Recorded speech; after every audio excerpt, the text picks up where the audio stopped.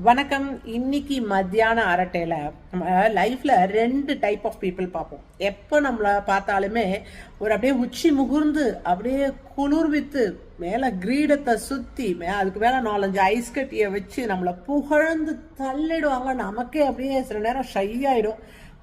இவ்வளோவா நாம அப்படின்னு நினைப்போம். அண்ட் அந்த மாதிரி பீப்புளை நாம ரொம்ப கிட்டக்க நெருங்க விடுவோம். அப்பதானே நமக்கும் இந்த பாசிட்டிவிட்டி வருது. என்னமா பேசுறாங்க, நம்ம கரெக்டாக தான் பண்றோம் போல் இருக்கு அப்படின்னு சொல்லிட்டு.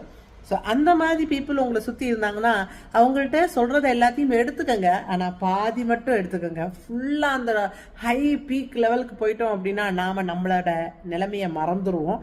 அது வேண்டாம் அப்படின்னு நினைக்கிறேன். ரெண்டாவது வகையரா பீப்புள் எப்படி எப்படின்னா நம்மளை பார்ப்பாங்க, நல்லது தான் பேசுவாங்க. ஆனால் உன்னிடம் இருக்கிற கொஞ்சம் தவறுகளை கிரிட்டிசைஸும் பண்ணுவாங்க. ஸோ பிரியா, நீ இப்படி பண்ணியிருந்த, இது நல்லா தான் இருக்கு, ஆனால் இதை இந்த மாதிரி பண்ண இன்னும் சூப்பராக இருக்கும் அப்படிம்பாங்க.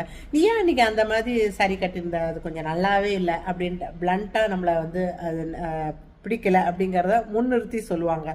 சம்டைம்ஸ் உன்னுடைய அடி இதில் நீ நினச்சின்னு இருப்ப, இந்த மாதிரி பண்ணினது தப்பாக பண்ணிட்டோமோ அப்படின்னு நினச்சிருப்ப, அதை கரெக்டாக அவங்க நோட் பண்ணி அதை அந்த மாதிரி பண்ணிட்டியே, அது சரியா இல்லையே அப்படிம்பாங்க. என்னை பொறுத்த வரைக்கும் இரண்டாவது வகைரா பீப்புள் தான் நிறையவே நமக்கு தேவை. அப்பதான் நாம் நம்மளை சீர்திருத்தி நிறுத்திக்க முடியும். அண்ட் தப்புகள் திருப்பியும் நடக்காம நம்மளுடைய பிஹேவியரை அழகா கட்டுக்கோப்பா வச்சுக்க முடியும் அப்படின்னு நம்புறோம். ரொம்ப வல்கரா நம்மளை கிரிட்டிசைஸ் பண்ணி தேவையில்லாத வார்த்தைகளை யூஸ் பண்றவங்ககிட்ட நாமளே போய் பேச மாட்டோம்னு வச்சுக்கோங்களேன், தள்ளி வந்துருவோம். நான் அந்த வகைரா பீப்புளை நான் செகண்ட் கேட்டகரியில சேர்க்கல. கரெக்டான பாயிண்ட்டை எடுத்து சொல்றவங்க அப்படின்னு வச்சுக்கலாம். என்னை பொறுத்த வரைக்கும் முதல் பேசுறவர்களும் நமக்கு தேவை, ரெண்டாவது பேசுறவர்களும் நமக்கு தேவை. இரண்டு பேரையும் ஒரு சமமான அளவுல நாம வச்சுட்டோம்னா நம்மளுடைய போக்கு கரெக்டா இருக்கும் அப்படிங்கிறது என்னுடைய அபிப்பிராயம்.